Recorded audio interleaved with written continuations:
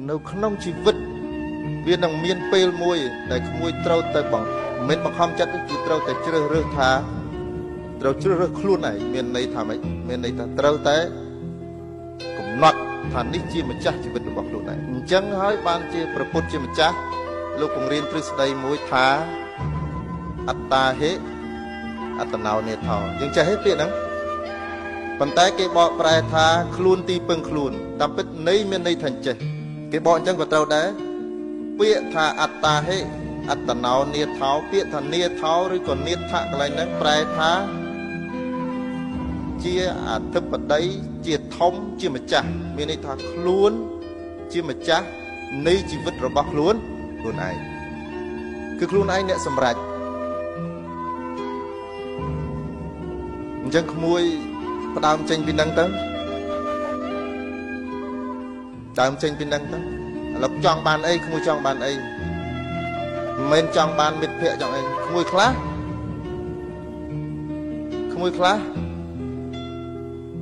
គាត់ដឹកនាំជីវិតបដោយជីវិតរបស់ខ្លួនទៅតាមទំនោរសង្គមបើមិត្តភក្តិថារៀន management គាត់ management ដែរមិត្តភក្តិគឺឃើញគេភាកច្រើនគេមកសេដ្ឋកិច្ចដែរច្បាប់ដែរដល់ទីបំផុតអត់មានអ្វីទាំងអស់អញ្ចឹងជាសាររបស់អាត្មាជូនជាយោបល់ខ្លីមួយថាក្មួយប្រុសក្មួយស្រីសូមត្រូវក្មួយត្រូវតែមានគោលដៅហើយរៀនរស់ម្នាក់ឯងកុំពឹងម៉ាក់ច្រើនពេក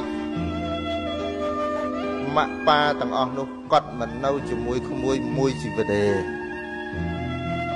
គ្រាន់តែម៉ាក់ស្ដីឲ្យរឿងបន្តិចយំអ្នកខ្លះរហូតដល់សម្លាប់ខ្លួនទេនោះ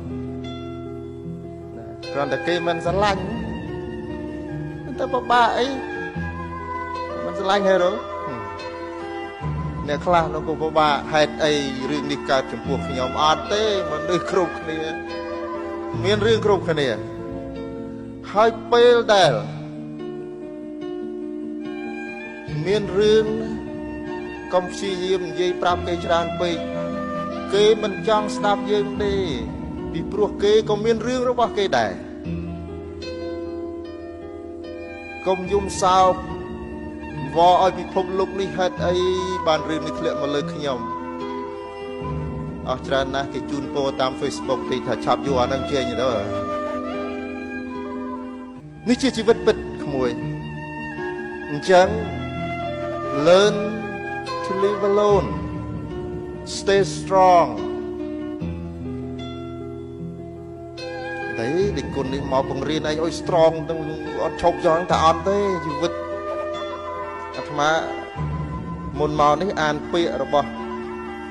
អ្នកប្រដាល់មួយធ្លាប់លើឈ្មោះល្បីទសវត្ស90ឈ្មោះលោក Mike Tyson ស្គាល់ទេគាត់បាននិយាយថាខ្ញុំហាត់គ្រប់បច្ចេកទេសនៃការវាយប្រដាល់គ្រូល្អណាស់ខ្ញុំហាត់អស់ហើយខ្ញុំមានគម្រោងនឹងយកឈ្នះសត្រូវរបស់ខ្ញុំគ្រប់គ្នាទាំងអស់ប៉ុន្តែពេលខ្ញុំឡើងលើរីងខ្ញុំនឹងដឹងរឿងពិតថាយ៉ាងម៉េចនៅពេលដែលគេវាយចំកណ្ដាលមុខរបស់ខ្ញុំពេលនោះហើយទើបខ្ញុំដឹងថាអ្វីៗគ្រប់យ៉ាងមិនទៀងអញ្ចឹងយោបល់អាត្មាជូនដល់ក្មួយទី1សូមរស់ឲ្យឃើញថាអ្វីជាគោលបំណងនៅក្នុងជីវិតហើយកុំព្យាយាមធ្វើចេះគ្រប់រឿងវាអត់ទេតើអ្នកណាមួយចេះគ្រប់រឿងមានន័យថាអ្នកណាហ្នឹងអត់ចេះទាំងអស់រឿងស្អីក៏អត់ចេះអញ្ចឹងមិនតែមួយយើងរៀនតែមួយហើយសម្រួចតែមួយទី2រៀនប្រឈមមុខនឹងទទួលយកនៅរឿងរ៉ាវដ៏ច្រើនក្នុងជីវិត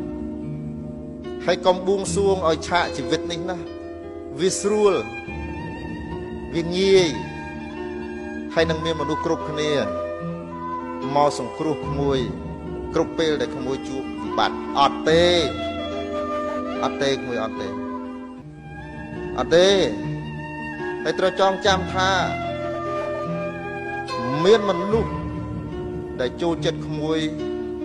ស្ងាត់ហើយនឹងមានមនុស្សដែលស្អប់ក្មួយស្ងាត់ដែរក្នុងនោះអ្នកដែលស្អប់ក្មួយក៏មានសមាជិកនៃគ្រួសាររបស់ក្មួយដែរដែលមិនចូលចិត្តក្មួយហើយនឹងស្រឡាញ់ក្មួយរឿងនេះជារឿងជីវិតពិតប្រាកដមនុស្សលោកគឺអញ្ចឹងបើមិនអញ្ចឹងមិនមនុស្សលោកទេស្អប់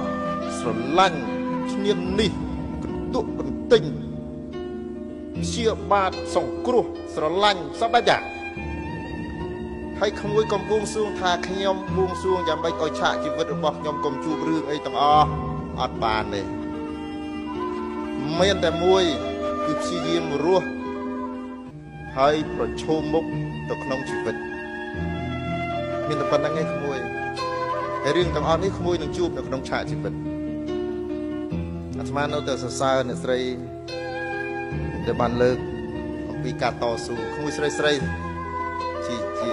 ជាគំរូមួយល្អដែលអ្នកស្រីបានចែករំលែកនេះមួយស្រីនៅក្នុងសង្គមខ្មែរយើងស្ត្រីជា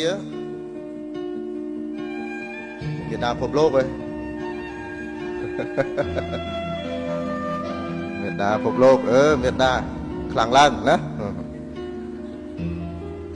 មានរឿងអីតែបន្តិចម៉ែស្ដីឲ្យទៅយំដាក់ Facebook អត់ទេកុំ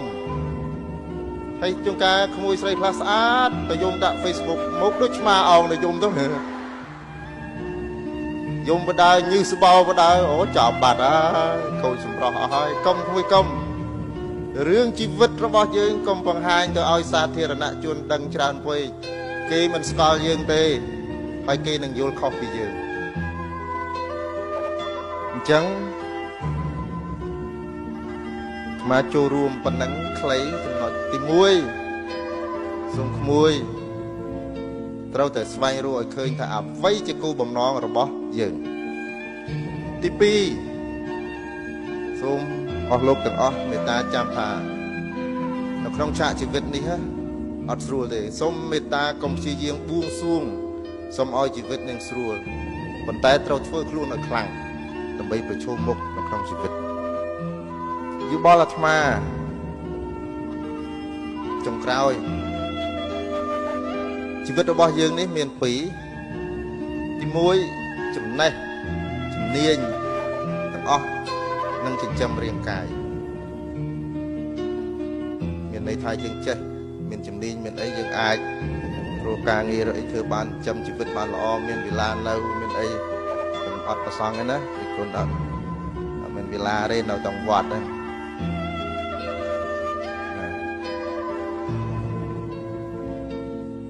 រៀនទី2នៅក្នុងខ្លួនរបស់យើងមានសភាវៈមួយយ៉ាងឈ្មោះថាចិត្តមួយចំណេះវិជ្ជាគឺចិញ្ចឹមរាងកាយចំណែកគុណធម៌និងចិញ្ចឹមតម្លៃជីវិត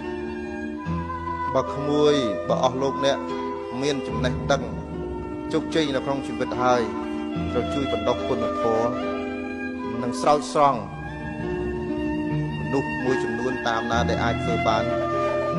ដើម្បីសង្គមយើងទាំងអស់គ្នា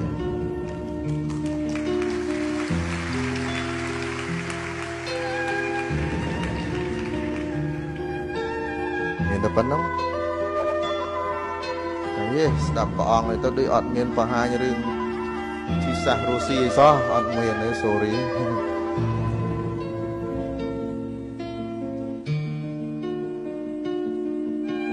សូមកូនខ្មែរគ្រប់រូបស្រឡាញ់ទឹកដីខ្លួនឲ្យខ្លាំងតាមរយៈការអភិវឌ្ឍនៃចំណេះដឹងនិងឆាកជីវិតរបស់ខ្លួនពេលខ្លះអ្វីដែលគួរឲ្យសោកស្ដាយបំផុតបរទេសខ្លះគេអាចមើលងាយយើងបានមិនមែនដោយសារគេខ្លាំងទេគឺដោយសារយើងវាអន់អញ្ចឹងក្នុងសម័យនេះប្រទេសមួយដែលខ្លាំងគឺមានពលរដ្ឋដែល មានការចេះដឹងចឹងដើម្បីរក្សាទឹកដីរបស់យើងពូជសាសន៍របស់យើងឲ្យថិតថេរគង់វង្សបានពលរដ្ឋខ្មែរគ្រប់រូបជាពិសេសយុវជនជំនាន់ថ្មីត្រូវព្យាយាមអប់រំនិងអភិវឌ្ឍខ្លួនឲ្យទទួលបានជោគជ័យមានចំណេះដឹងសូមអរគុណ